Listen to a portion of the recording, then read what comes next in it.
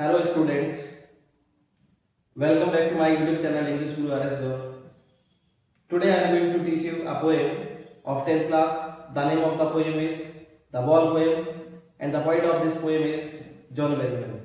In this poem, the poet is telling about when a person lost his any position or position, anything, after losing that thing, what reactions take place in his mind. So this poem is study of psychological reaction after losing anything. So I am going to read you a poem and you will listen to me very carefully. I will tell you everything about the poem, poetic devices, rhyming scheme, the tone of the poem. So look at the poem.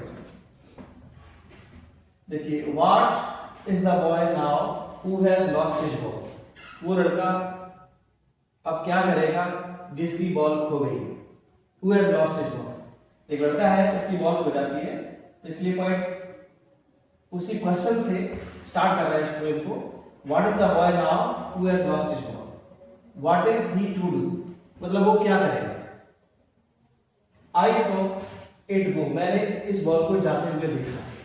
तो देखिए इसमें what इससे start हो रहा है. Same word से दो sentence से स्टार्ट हो. जब दो या दो से अधिक लाइंस सेम वर्ड से स्टार्ट हो तो उसमें एनाफोरा होता है.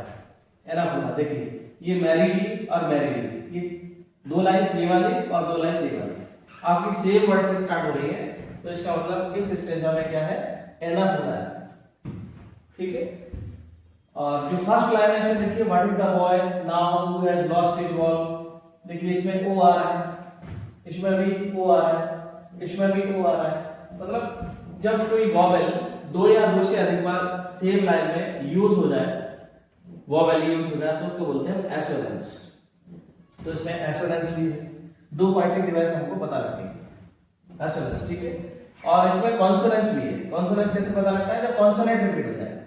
जैसे इसमें एच आ रहा है, हैज, और इसमें जब क्या आ रहा है, हेज, एच आ रहा है, तो इसमें कॉन्सोनेंट भी रिपीट हो रहा है, तो इसका मतलब इसमें कॉन्सोनेंस भी है. तो एसोनेंस एंड कॉन्सोनेंस आपका फर्स्ट लाइन में है, और आपकी पहली दो लाइन सेम वर्ड से स्टार्ट हो रही है, नेक्स्ट टू लाइंस भी सेम वर्ड से स्टार्ट हो रही है, मैरीली मैरीली, इसका मतलब एनाफोरा भी है. अब मैं आपको वेब को एक्सप्लेन करता हूं, आगे जब मिलेगा तो बताएंगे कोई पर्टिकुलर इसका. What is the boy now who has lost his ball, तो वो लड़का क्या करेगा जिसकी बॉल खो गई है. What is he to do, I saw it go, मतलब अब वो उसकी सिचुएशन क्या होगी, वो क्या करेगा, है ना. आई सॉ इट गो, मैंने इसको जाते हुए देखा. इसको भी इट क्या है, बॉल है, इट बॉल है, और आई कौन है, पॉइंट है, क्योंकि पॉइंट खुद बता रहा है, फर्स्ट पर्सन खुद बोल रहा है. तो कह रहा है आई सॉ इट गो, मैंने बॉल को जाते हुए देखा. कैसे जाते हुए देखा, मैरीली बाउंसिंग, उछलते कूदते हुए, खुश होकर जाते हुए देखा. बॉल यहां पर खुश होकर जा रही है. खुश कौन होता है, कोई पर्सन. तो बॉल खुश होकर जा रही है, इसका मतलब नॉन लिविंग को लिविंग की तरह से ट्रीट किया जा रहा है, तो इसमें पर्सोनिफिकेशन की है. ठीक है. Merrily bouncing down the street and merrily over there it is in the water. तो merrily bouncing down the street, मतलब वो स्ट्रीट में गली में होते हुए बाउंस करते हुए बॉल जा रही है. Merrily over there is in the water, और खुश होकर वो कहां चली जाती है, पानी के अंदर चली जाती है. तो यहां पर एक सीन भी हमारे सामने उभर के आ रहा है. तो जब कोई सीन हमारे सामने आ जाता है, बॉल कैसे जा रही है, उछलते हुए जा रही है और पानी के अंदर चली जाती है, तो एक सीन हमारे सामने आ जाता है कि बॉल कैसे जा रही है. तो इसमें इमेजरी भी कह सकते हैं इसको. ऑप्शन आएगा इमेजरी या फिर पर्सोनिफिकेशन, तो दोनों में देख लेना कि कौन सा है. दोनों लाइंस में पर्सोनिफिकेशन भी है, इमेजरी भी. ठीक है. तो merrily bouncing down the street and merrily over there it is in the water, और वो कहां चली जाती है, पानी के अंदर चली जाती है. No use to say oh there are other balls. अपॉइंट कहता है उस बच्चे को समझाने से कोई फायदा नहीं है, उसको ये कहने से कोई फायदा नहीं है कि और भी बॉल्स हैं. मतलब इसके पीछे इतना ज्यादा आपको दुखी होने की जरूरत नहीं है, इतना सैड फीलिंग्स लाने की जरूरत नहीं है आपको. और भी बॉल्स है मार्केट से, आप और परचेस कर सकते हो. An ultimate shaking grief fixes the boy, और ऐसा वो क्यों बोल रहा है, कि और बॉल्स भी है मार्केट में, क्यों नहीं कह पा रहा वो कह रहा है कि कोई उसको समझाने से फायदा नहीं है कि और भी बॉल्स हैं, क्योंकि उसको अल्टीमेट ग्रीफ हो गया है, बहुत अधिक ग्रीफ हो गया है। और इससे क्या हो रहा है, वो लड़का एक जगह खड़े होके और शेकिंग का मतलब कांप रहा है। Shaking grief fixes the ball. Ultimate का मतलब मैक्सिमम ग्रीफ है, उसको बहुत ज्यादा दुख है। और दुख क्यों है उसको इतना ज्यादा, उस बॉल की ज्यादा कॉस्ट नहीं है, आगे पॉइंट कह रहा है उसको क्यों, लेकिन उसकी उससे जो फीलिंग जुड़ी है, उस फीलिंग के कारण से वो बच्चा बहुत ज्यादा दुखी हुआ है, बहुत सैडनेस है। एज ही स्टैंड्स रिजिड, और कैसे खड़ा हुआ है, रिजिड हो गया, एकदम वहां पर स्टिफ हो गया। रिजिड इज स्टिफ, रिजिड का मीनिंग क्या होगा, stiff.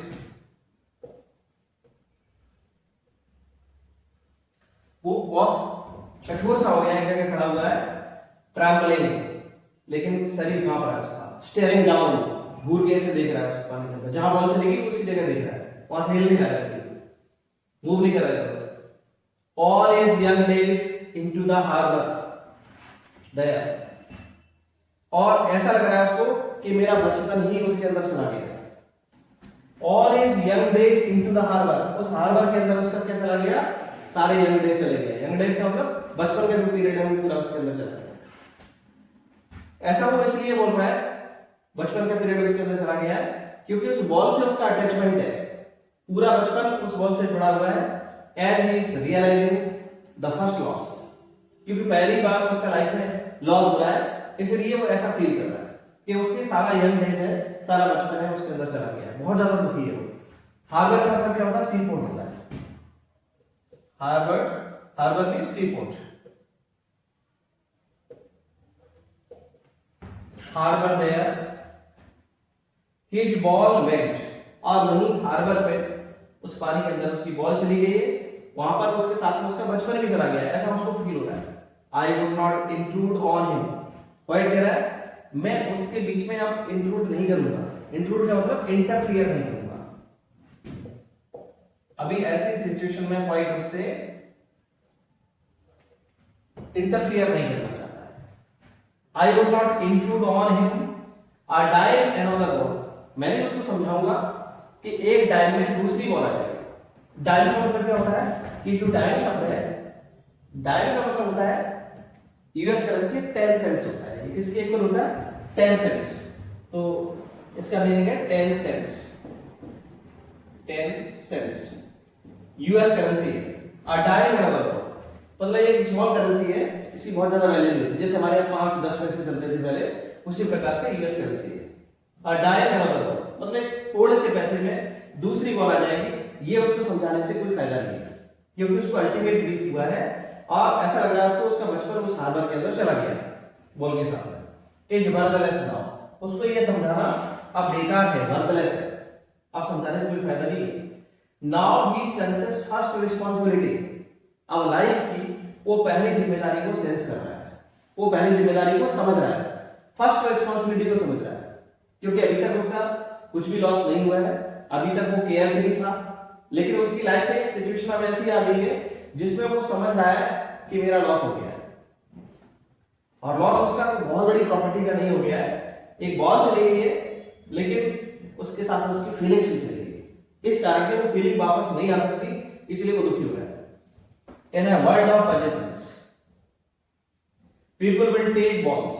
In a world of possessions, ये जो पोजीशन वाली दुनिया है, वर्ल्ड ऑफ पोजीशन में हमारे पास बहुत सारा सामान होता है, बहुत सारी चीजें होती है, जब तक वो सामान हमारे पास रहता है हमें कोई टेंशन नहीं होती, हम उसका यूज करते रहते हैं, और वो सामान से लॉन्ग पीरियड में रहते रहते हमारी फीलिंग्स भी जुड़ जाती है।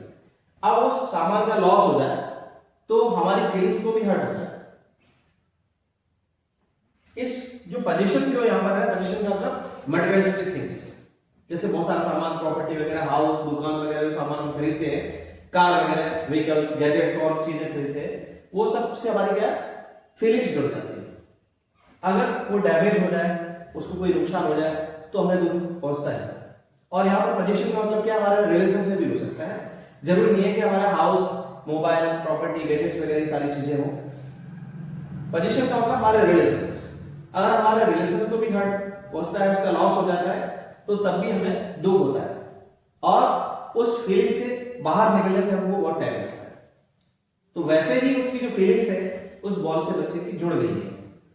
पीपल विल टेक बॉल्स, लोग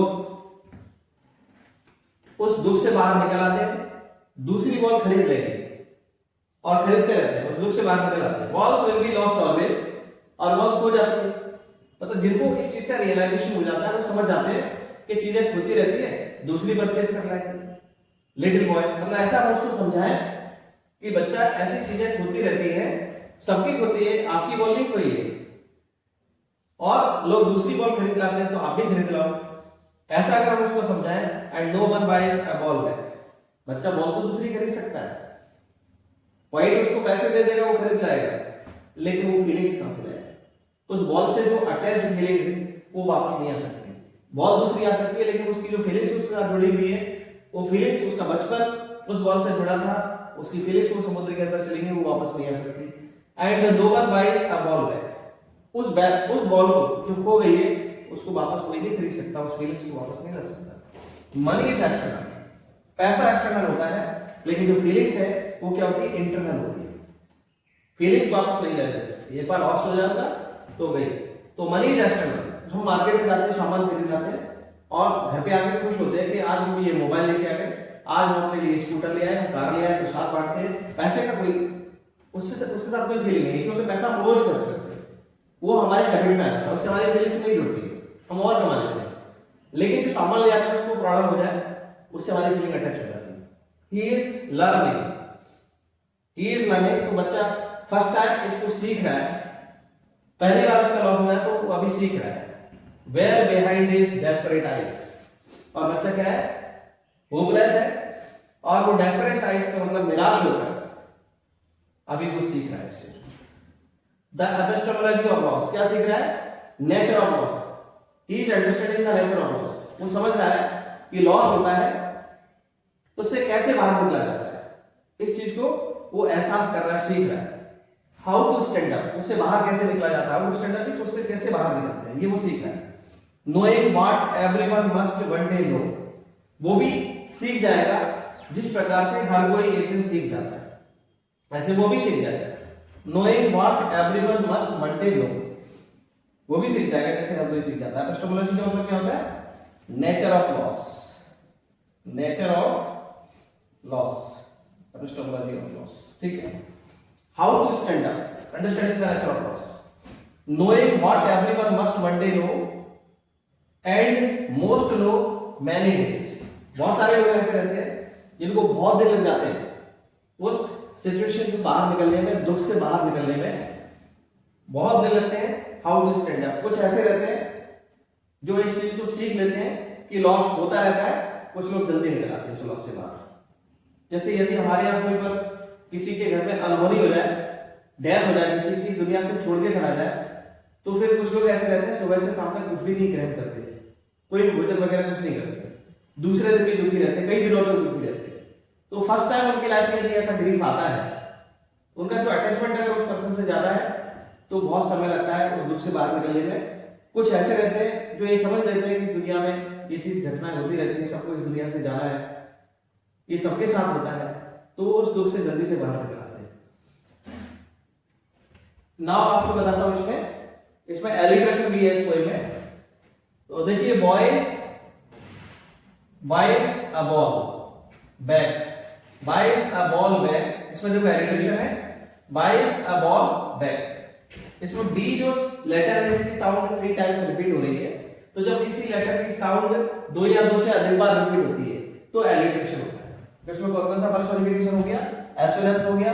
जब वोवेल कोई रिपीट हो जाता है 2 या 2 से अधिक बार पूरी एक लाइन में, है ना, तो कॉन्सोनेंट अगर रिपीट हो जाता है कॉन्सोनेंट्स। एनाफोरा कब होता है?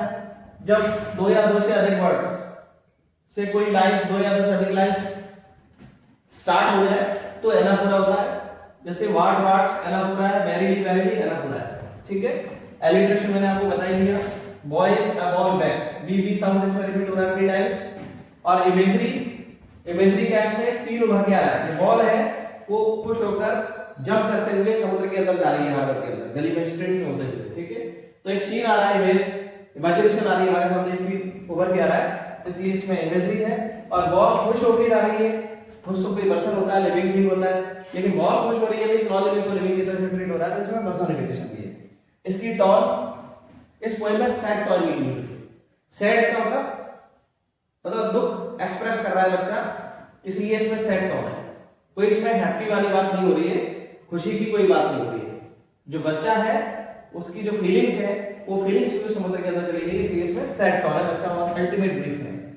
कंटेम्पलेशन का मतलब क्या है? अब बच्चे के दिमाग में कुछ बातें चल रही है, बहुत ज्यादा वो सोच रहा है, डीप थिंकिंग आ रही है उसके अंदर, तो कंटेम्पलेटिंग का मतलब क्या होता है? डीप थिंकिंग, इसलिए इसमें कंटेम्पलेटिव टोन भी है, क्योंकि बच्चा बहुत ज्यादा सोच रहा है, इसी कारण से वो दुखी है।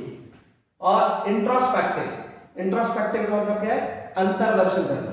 अंतर्दर्शन का मतलब क्या है? बच्चा इस चीज को समझ रहा है कि इसकी बॉल खो गई है, उसकी अटैचमेंट उससे है बॉल से, ये अंदर उसके अंदर फीलिंग चल रही है, और धीरे धीरे he is understanding the epistemology of loss, और धीरे धीरे वो ये लॉस होता है, इस चीज को वो समझ रहा है।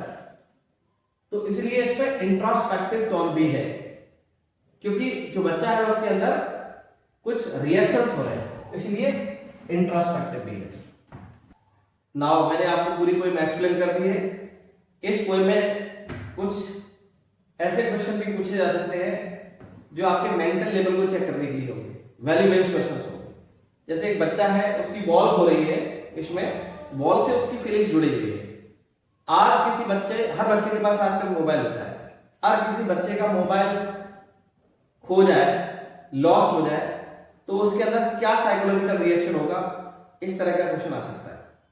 तो बच्चे का यदि मोबाइल यदि लॉस्ट हो जाता है, खो जाता है, तो बच्चा क्या होगा? पूरी तरह से आइसोलेटेड हो जाएगा,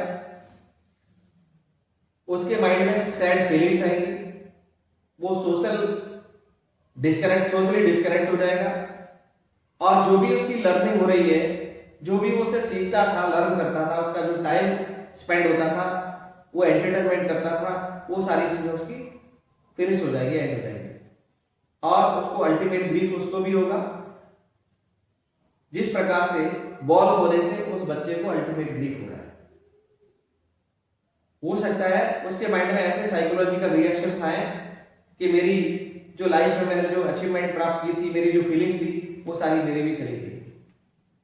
तो इस प्रकार के क्वेश्चंस आ सकते हैं। अगर मेरा ये वीडियो लेक्चर आपको पसंद आया इस पोएम का, तो आप इसको लाइक करिए, इसको शेयर करिए, और मेरे चैनल को सब्सक्राइब भी करिए, जिससे हम आपके लिए ऐसे वीडियोस और बनाते रहें। Thank you for watching this video. Best of luck for the board exam. Thank you.